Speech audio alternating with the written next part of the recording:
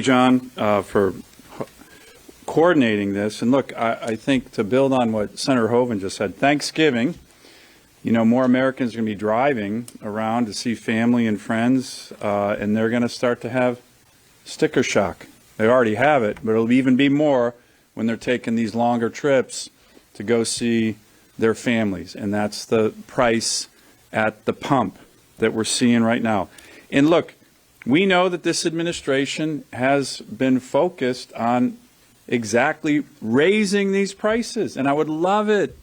I would love it, respectfully, to our friends in the media. Ask the White House, ask Gina McCarthy, who has said, quote, limited energy supplies, oil and gas, driving up prices will accelerate the move to renewables.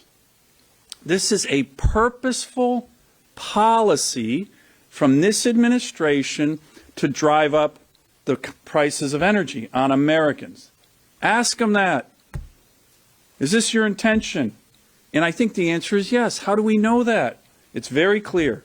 Day one, they started to focus on shutting down American energy production. They're good to go with more Russian oil production, but American energy production in places like Alaska, they're going to shut it down. Day one, they're focused on limiting and shutting down American energy infrastructure. We know that.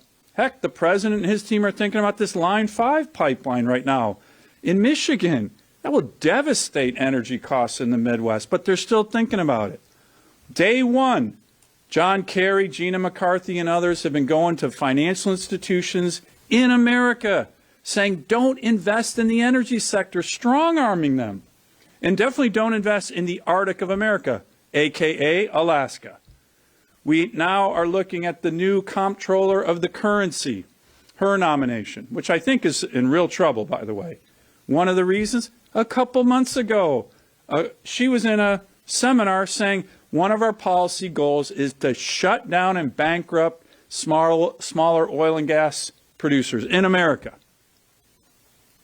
These are purposeful policies that are meant to drive up energy costs on working families. And by the way, it's working. It's working. Congratulations, Gina McCarthy, John Kerry, and President Biden. It's working.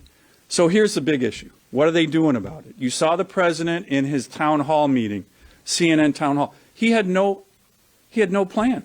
Immediate future, he said, can't really do anything about it. This is their policy. They're driving up energy prices on purpose. The only thing we've heard lately is the Secretary of Energy saying, well, maybe we'll tap the Strategic Petroleum Reserve. Okay?